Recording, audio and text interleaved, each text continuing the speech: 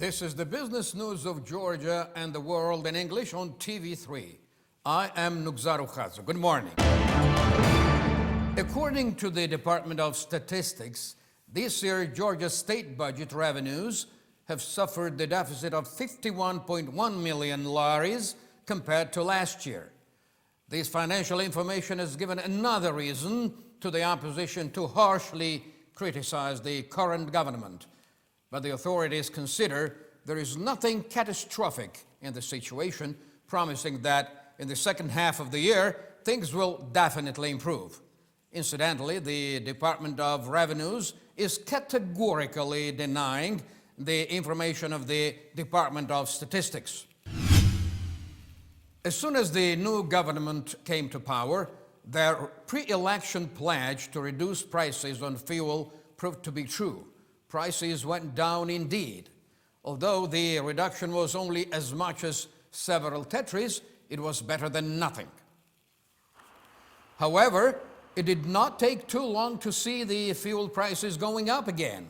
Authorities feel somewhat ill at ease when it comes to giving the reasons of the change, explaining that the surge was triggered by objective economic trends and not by artificially creating the preconditions for price increase, as it was allegedly done by the previous government. Current Georgian authorities strongly emphasize that they are only helping the fuel importers, not creating any deliberate obstacles for them to operate their businesses.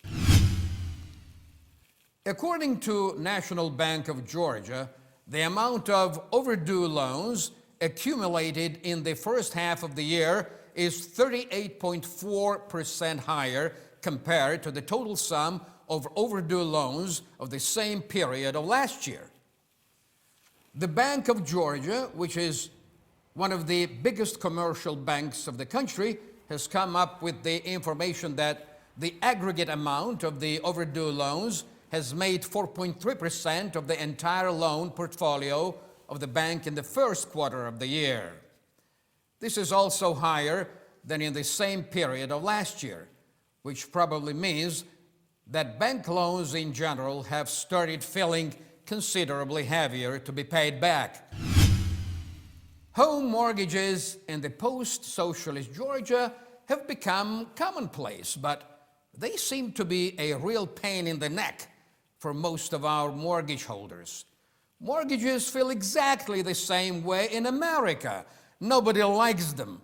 But here, this is the reason why we have lately seen the crowds of complainers in front of the buildings of Parliament and Chancellery in Tbilisi. In case of non-payment, most of them might be evicted from their mortgage departments, so the scared people are asking for stopping the administration of the threatening law.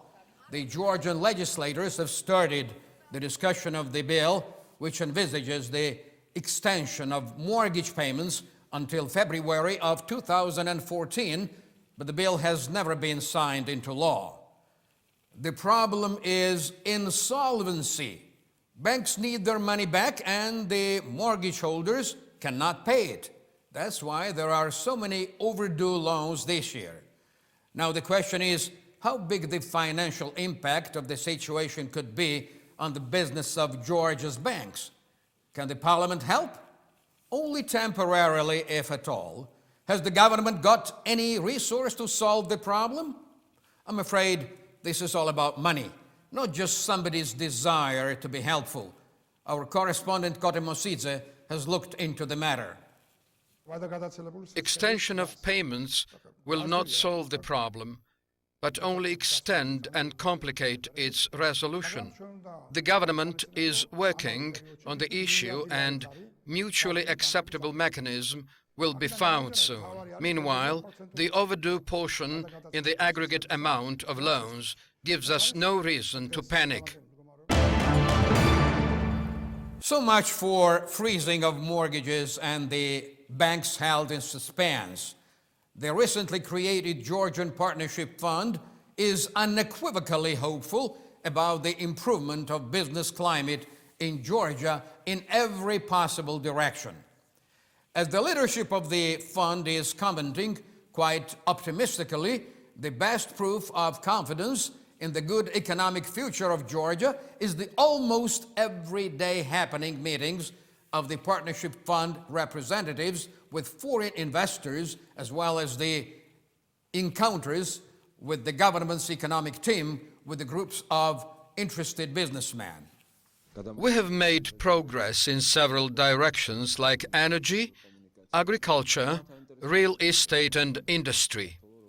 The chairman of the Supervisory Council of the Bulgarian American Credit Bank is just as cheerful about the healthy business environment in Georgia. We see a lot of possibilities to do common business with Georgia.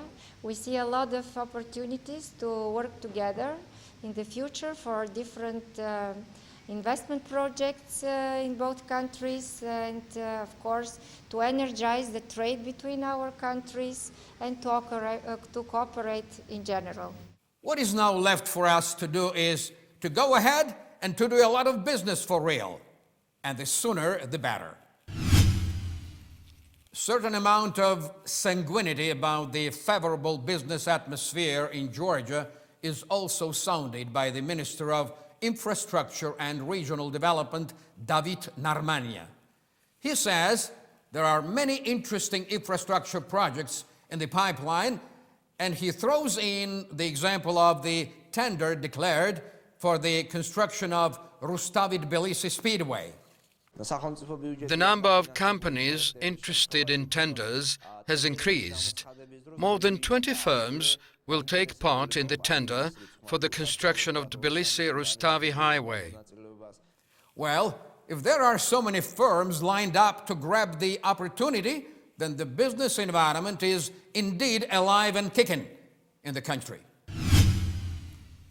Tourism.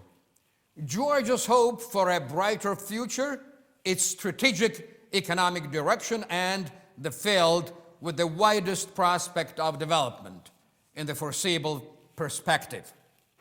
That's what tourism as business means in this country. They specialists say that the government's forecast of 4 to 6% development rate, Georgia's economy is considerably dependent on the way tourism industry behaves in the country. And again, the optimistic vision of both the present and the future. The Tourism Information Center in Tbilisi is overwhelmed with hopes concerning the tourism boom here. We were told that the center answers the questions of about 150 curious tourists on daily basis. The biggest attraction for them is the older part of our capital city and the mountainous regions of Georgia. There was a new hotel recently put into operation, Royal Batumi in Vareli in the eastern part of Georgia. The construction of the hotel was co-financed by Partnership Fund and the Viniveria Group. The beautiful 100-room hotel in the region of Kakheti has already started receiving the first visitors. The hotel is equipped with a swimming pool for the extreme lovers and even a wine cellar for those who might get inquisitive about the taste of Georgian wines. This is the business where the 80% of the hired personnel are local residents. Batumi is no longer a cute and calm little seaside town. The well-developed tourism infrastructure has clearly told on its lifestyle. Not only hotels, restaurants, comfortable entertainment centers, beaches, and fashionable mansions have lately changed the image of Batumi, but the noise too. The noisome noise has added to the unrecognizably renovated town so badly that the authorities were compelled to curb it somehow. Starting from this past 1st of August, making noise is prohibited by law in Batumi after 3 a.m. After 3 in the morning? Wow! Aren't they the angel guardians of our good night's sleep? Thank you so much. How about the daytime noise when every single business on the shore is playing full blast its own music. Will this kind of cacophony help the development of the tourist business on the shores of Georgia? Questionable.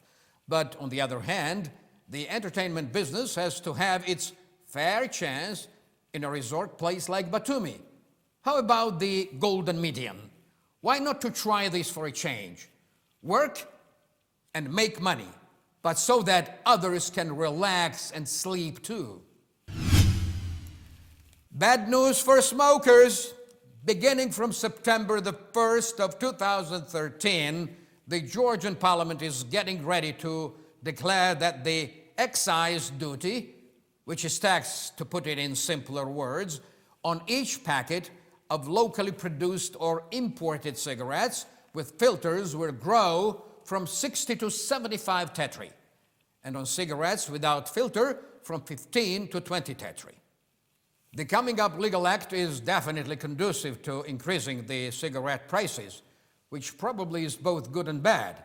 Bad because this popular product is becoming more expensive, and good because the change might save the health of those who would no longer be able to afford the pleasure.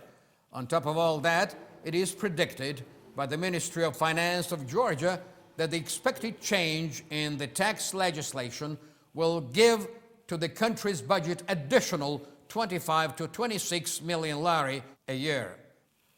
You see what a big difference a little change in legislation could bring about? Development of agribusiness in Georgia is on top of the governmental agenda. This year, the government has allowed to cultivate free of charge the plots of land belonging to 341 families in the country, which is part of the unprecedented spring program of the Ministry of Agriculture. The families have received free of any charge the seeds, fertilizers, and equipment. This year, compared to last year, twice as much land was cultivated, including the lands which had not been touched in the duration of many years. More good news in the field is that the program of preferential, in other words, easy credits, is working full-time. 4,085 lucky beneficiaries received 60,975,041 laris, within which 25 new enterprises were financed. Loans were allocated for 1,736 businesses.